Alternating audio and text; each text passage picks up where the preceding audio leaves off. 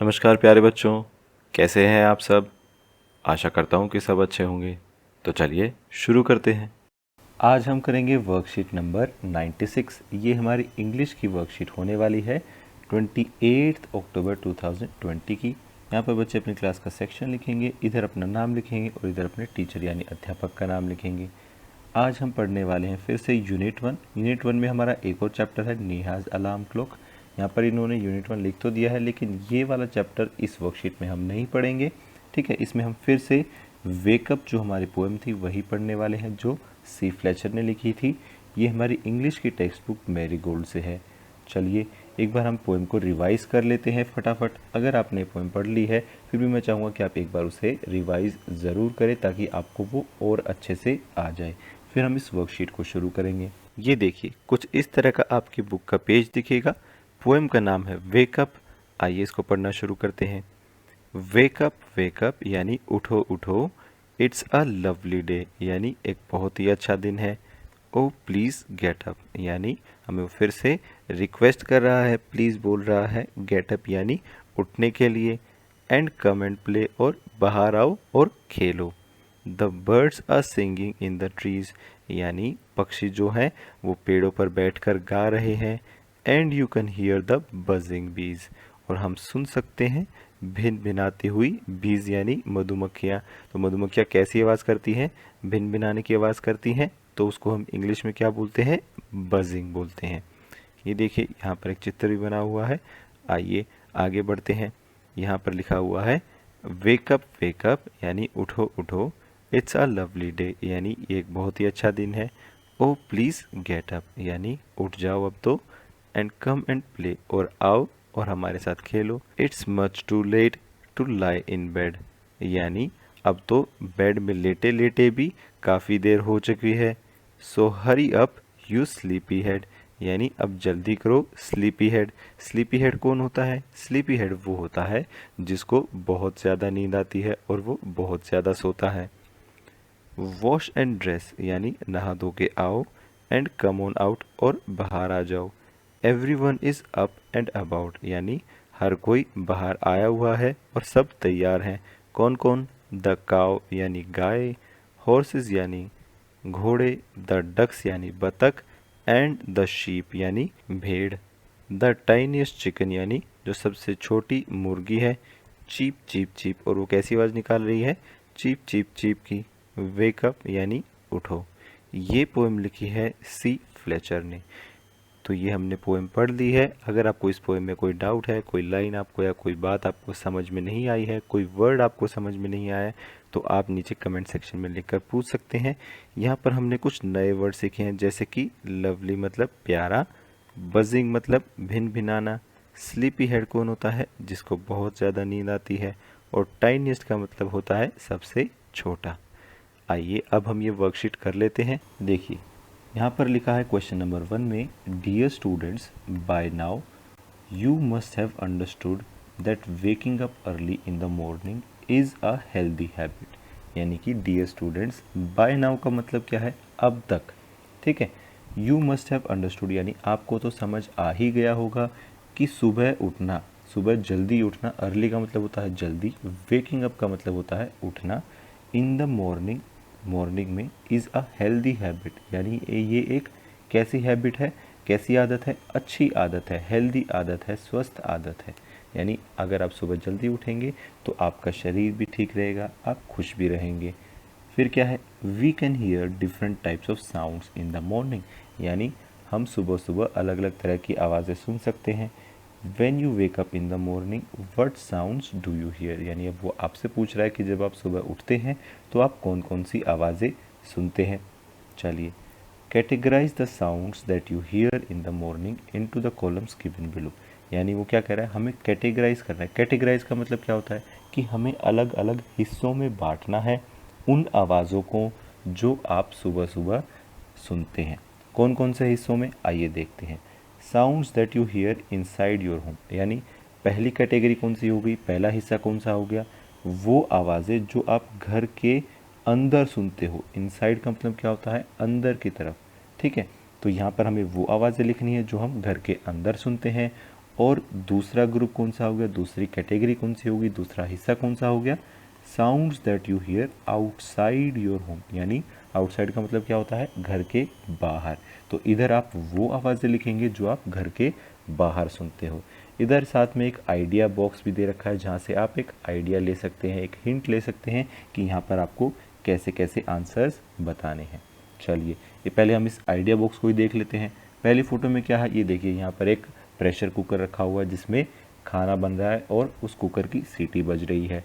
ठीक है, फिर अगला क्या है, कुछ पक्षी चहचहा रहे हैं। ठीक है, ये भी सुबह सुबह आवाज़ करते हैं। इधर क्या है, इधर एक ट्रक की फ़ोटो है। ठीक है, ट्रैफिक जिसको बोलते हैं। और इधर एक अलार्म क्लॉक है। तो 4 आइटम तो इन्होंने बता ही दिए हैं, आइए इनको हम लिख लेते हैं। सबसे पहले हम इस तरफ लिखेंगे इनसाइड वाले, यानी घर के अंदर वाले। तो यहाँ पर जो पहला चित्र है प्रेशर कुकर का, ये घर के अंदर बनता है। ठीक है, घर के अंदर रसोई होती है, वहाँ पर ये आवाज़ आती है। तो हम इसको प्रेशर कुकर ना लिख के हम एक नया शब्द आज सीखेंगे। वो क्या है, वो है ये यूटेंसिल्स। यूटेंसिल्स का क्या मतलब होता है, जो आपके बर्तन होते हैं ना, उनकी आवाज़ आती है आपको घर के अंदर। ठीक है, वो बर्तन कुछ भी हो सकते हैं, कप, प्लेट, ठीक है, कुकर हो गया, ये सब क्या है, ये सब यूटेंसिल्स हैं जिनका आप इस्तेमाल करते हैं रसोई घर में। ठीक है, तो उनकी आवाज़ आती है सुबह सुबह। फिर अगला चित्र क्या है, अगला चित्र है बर्ड्स का। तो बर्ड्स को हम इधर लिख देंगे क्योंकि बर्ड्स घर के बाहर होते हैं अक्सर। ठीक है, वहाँ से उनकी आवाज़ आती है, तो यहाँ पर हमने बर्ड्स भी लिख दिए हैं। ठीक है, फिर अगला चित्र क्या है, अगला चित्र एक गाड़ी का है, एक ट्रक का है। ठीक है, जो बाहर सड़क पर चलता है, तो वो आवाज़ बाहर से आती है। तो यहाँ पर हम क्या लिखेंगे, यहाँ पर हम लिख देंगे ट्रैफिक। ठीक है, ट्रैफिक की आवाज़ आती है घर के बाहर से, अलग अलग गाड़ियाँ जाती है, उनके हॉर्न बजते हैं, तो वो सारी आवाज़ें किसकी हैं, वो ट्रैफिक की आवाज़ें हैं। और क्या है, आखिरी चित्र यहाँ पर जो दिया है वो एक अलार्म क्लॉक का है। तो अलार्म क्लॉक को हम इनसाइड वाले कैटेगरी में लिख लेते हैं। ये देखिए ऐसे अलार्म क्लॉक, ठीक है, वो आपके बिस्तर के पास रखी होती है, तो वो आवाज़ घर के अंदर आती है। और क्या है, और अब हमें एक एक नाम और सोच के लिखना है। ठीक है, जैसे इनसाइड में देखिए, मान लीजिए सुबह सुबह आपके घर पे टीवी चल रहा है, आपके दादा दादी या पापा मम्मी कोई और टीवी देख रहा है, तो उसकी भी आवाज़ आपको आ सकती है सुबह सुबह घर के अंदर ही। तो यहाँ पर हम लिख देंगे टीवी। इसकी जगह आप रेडियो वगैरह भी लिख सकते हैं, अगर आपके घर रेडियो चल रहा है तो। ठीक है, तो आप रेडियो भी लिख देंगे। अब आते हैं आउटसाइड योर होम पे, यानी घर के बाहर और क्या क्या आवाज़ आती है, और एनिमल्स की आवाज़ आ सकती है। एनिमल्स कैसे, जैसे मान लीजिए आपके घर के बाहर डॉग्स यानी कुत्ते हैं। ठीक है, कुछ लोग बिल्लियाँ भी रखते हैं, तो यहाँ पर कैट्स भी आ सकता है, या और कोई एनिमल है तो उनकी भी आवाज़ आ सकती है घर के बाहर से। तो ये भी आप यहाँ पर लिख सकते हैं। इसके अलावा भी और भी चीज़ें होती हैं, आप वो भी यहाँ पर लिख सकते हैं। चलिए अब हम आते हैं क्वेश्चन नंबर 2 पर। यहाँ पर क्या लिखा है, let's understand the use of and but from the little conversation below. यानी यहाँ पर वो हमें इंग्लिश में 2 शब्दों को सिखाने की कोशिश कर रहा है। कौन कौन से शब्द, एक शब्द है एंड और दूसरा है बट। अब इनका इस्तेमाल कब किया जाता है, कैसे किया जाता है, ये हम नीचे देखते हैं। कॉन्वर्सेशन का क्या मतलब होता है, बातचीत। तो नीचे एक छोटी सी बातचीत उन्होंने लिखकर बता रखी है, उससे हम ये समझेंगे कि एंड कब और कैसे इस्तेमाल होता है और बट कैसे इस्तेमाल होता है। ये देखिए पार्ट ए में देखिए, राधा कह रही है I have brought some sweets, यानी मैं कुछ मिठाइयाँ लाई हूँ। I will distribute them to my friends, मैं उन्हें अपने दोस्तों में डिस्ट्रीब्यूट करूँगी यानी बांटूंगी। फिर रमन क्या कह रहा है, I have also brought some sweets and I too will distribute them, यानी यहाँ पर रमन ने एंड शब्द का इस्तेमाल किया है। कैसे, ये देखिए, ये भी यही कह रहा है कि मैं भी कुछ स्वीट्स यानी मिठाइयाँ लाया हूँ और मैं भी उनको डिस्ट्रीब्यूट करूँगा यानी बांट दूंगा। तो यहाँ पर and is used for linking words और सेंटेंसेस। तो एंड का इस्तेमाल किस लिए किया गया है, या तो कुछ शब्दों को जोड़ने के लिए किया है या सेंटेंसेस को जोड़ने के लिए एंड यानी और शब्द का इस्तेमाल किया जाता है। आइए अब हम बट देखते हैं। बी पार्ट में समीर कह रहा है आई वांट टू प्ले, यानी मैं खेलना चाहता हूँ। इट इज़ डार्क आउटसाइड, और क्या कह रहा है वो, कि बाहर अंधेरा हो गया है। फिर जॉन क्या कहता है, I to want to play but it is dark outside. तो जॉन ने बट शब्द का इस्तेमाल किया है। कैसे, I to want to play का मतलब होता है मैं भी खेलना चाहता हूँ, लेकिन देखो बट का मतलब क्या है, लेकिन इट इज़ डार्क आउटसाइड, लेकिन बाहर अंधेरा है। तो एंड शब्द का मतलब क्या था, एंड शब्द का मतलब होता है और, ठीक है, और क्या बात है, तब हम क्या लगाएंगे, एंड। और बट शब्द का इस्तेमाल कब होता है, जब हमें लेकिन शब्द का इस्तेमाल करना हो, ठीक है। तो but is use to connect sentences that express opposite ideas, यानी कि बट शब्द का इस्तेमाल कब होता है, जब हम किसी सेंटेंस को, किन्हीं दो सेंटेंस को जोड़ रहे हैं, उनको कनेक्ट कर रहे हैं, दैट एक्सप्रेस ऑपोजिट आइडियाज़। इसका मतलब क्या है, इसका मतलब ये है कि इन्हीं दो ऐसे सेंटेंस को जोड़ रहे हैं जिनका मतलब एक दूसरे के विपरीत होता है। देखिए कैसे, यहाँ पर ऊपर वाले बी पार्ट में अगर हम देखें इसमें, तो इसमें क्या कह रहा है कि एक तो वो कह रहा है कि मैं खेलना चाहता हूँ, लेकिन दूसरा उसका विपरीत उल्टा आइडिया क्या है, लेकिन बाहर तो अंधेरा है। तो यहाँ पर खेलना और अंधेरा एक साथ नहीं हो सकता, आप अंधेरे में नहीं खेल सकते। तो इसलिए ये अलग अलग आइडियाज़ हैं। तो इनको जोड़ने के लिए, इन सेंटेंसेस को जोड़ने के लिए किस शब्द का इस्तेमाल होगा, बट शब्द का इस्तेमाल होगा, ठीक है।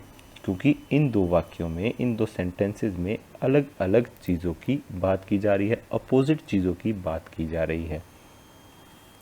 आइए अब हम नीचे कुछ एग्जाम्पल्स भी करते हैं, उससे आपको ये चीज़ और ज़्यादा समझ में आ जाएगी। Choose the appropriate word in the brackets to complete the following sentences, and और बट। वो क्या कह रहा है कि नीचे के वाक्य को पूरा करने के लिए इन दो शब्दों का हमें इस्तेमाल करना है, जो इनमें से ज़्यादा सही होगा वो शब्द हम नीचे लिखेंगे। देखिए आप ध्यान रखिएगा, एंड का मतलब क्या होता है और बट का मतलब क्या होता है, लेकिन। और बट शब्द कब इस्तेमाल होता है, जब हम ऑपोजिट आइडियाज़ को एक साथ रखते हैं। देखिए पहले पार्ट में देखिए, फ्रूट्स टेस्ट गुड, यानी फ्रूट्स टेस्ट गुड का क्या मतलब है कि फ्रूट्स का टेस्ट कैसा होता है, अच्छा होता है। डैश आर हेल्दी टू, और वो स्वस्थ भी होते हैं। अब यहाँ पर एक बार सोच के देखिए, फ्रूट टेस्ट गुड यानी फ्रूट का स्वाद अच्छा होता है, और क्या कह रहा है फिर वो, आर हेल्दी टू, और वो स्वास्थ्य के लिए भी अच्छे होते हैं। तो क्या यहाँ पर ऑपोजिट आइडियाज़ की बात हो रही है, यानी एक दूसरे के क्या विपरीत आइडियाज़ की बात हो रही है, नहीं। यहाँ पर तो सीधा सीधा वो कह रहा है कि फ्रूट्स क्या हैं, वो टेस्ट भी उनका अच्छा होता है और हमारी सेहत के लिए भी अच्छे हैं वो। यहाँ पर सिंपल से दो वाक्य हो गए। तो इनको हम किस शब्द से जोड़ेंगे, इनको हम एंड से जोड़ेंगे, AND, एंड, यानी खाने में फ्रूट्स जो है वो अच्छे होते हैं और वो स्वस्थ भी होते हैं, स्वास्थ्य के लिए अच्छे भी होते हैं। चलिए अब आते हैं दूसरे पर। नूर वांट्स टू प्ले आउटसाइड, यानी नूर क्या है, वो बाहर खेलना चाहती है। और दूसरा वाक्य क्या है, इट इज़ रेनिंग, और बारिश हो रही है। अब आप बारिश में तो खेल नहीं सकते। अब देखिए, एक तरफ कह रहे हैं कि नूर को बाहर खेलना है और दूसरी तरफ क्या कह रहे हैं कि बाहर बारिश हो रही है। तो ये दोनों एक दूसरे के ऑपोजिट हैं, आप बारिश में नहीं खेल सकते। तो यानी यहाँ पर ऑपोजिट आइडियाज़ को हम एक साथ रख रहे हैं। तो यहाँ पर हम क्या लगाएंगे, जब हम ऑपोजिट आइडियाज़ की बात करते हैं, यहाँ पर हम लगाएंगे BUT, बट, लेकिन। तो वाक्य क्या बन गया, सेंटेंस क्या बन गया, नूर वांट्स टू प्ले आउटसाइड, कि नूर बाहर खेलना चाहती है, लेकिन but it is raining outside, यानी बाहर बारिश हो रही है। तो यहाँ पर हम बट शब्द का इस्तेमाल करेंगे। अब आते हैं नंबर 3 पर। दिस वर्कशीट इज़ नाइस, यानी ये वाली जो वर्कशीट है ये अच्छी है, और क्या है, इट इज़ ईजी, ईजी यानी आसान, और ये आसान भी है। तो यहाँ पर हम किस शब्द का इस्तेमाल करेंगे, यहाँ पर हम लिखेंगे एंड, ठीक है, क्योंकि यहाँ पर अपोजिट आइडियाज़ की तो बात ही नहीं हो रही है, एक दूसरे के विपरीत जो आइडियाज़ हैं उनकी तो बात ही नहीं हो रही है। हाँ, यहाँ पर एक ही चीज़ चल रही है कि ये वर्कशीट अच्छी भी है और आसान भी है। तो हमने और शब्द का जब इस्तेमाल किया तो हम क्या लिखेंगे, एंड लिखेंगे। चलिए अब आते हैं पार्ट 4 पे। अमन थिंक्स मैथमेटिक्स इज़ डिफ़िकल्ट, यानी अमन को लगता है कि मैथमेटिक्स मुश्किल है। डैश ही लाइक्स इट, और यहाँ पर क्या कह रहा है, ही लाइक्स इट, यानी उसे पसंद है। तो यहाँ पर देखो अलग अलग चीज़ की बात हो रही है, अपोजिट की बात हो रही है। एक तरफ तो वो कह रहा है कि वो मुश्किल है, दूसरी तरफ क्या कह रहा है कि वो उसे पसंद है। ठीक है, उल्टी बात हो गई ना, एक तरफ मुश्किल है और दूसरी तरफ पसंद भी है। तो यहाँ पर हम जब उल्टी चीज़ों की बात हो रही है, अपोजिट आइडियाज़ की बात हो रही है, तो यहाँ पर हम किस शब्द का इस्तेमाल करेंगे, हम यहाँ पर बट शब्द का इस्तेमाल करेंगे। ठीक है, वाक्य क्या बन गया, अमन थिंक्स मैथमेटिक्स इज़ डिफ़िकल्ट, यानी अमन को लगता है कि मैथ्स मुश्किल है लेकिन उसे पसंद भी है। तो ये हमारा सेंटेंस बन गया। आज की क्लास यहीं ख़त्म होती है। अगर आपके कोई डाउट्स हैं तो आप नीचे कमेंट सेक्शन में पूछ सकते हैं। कल फिर मिलेंगे, कुछ नया सीखेंगे। तब तक के लिए थैंक यू एंड जय हिंद।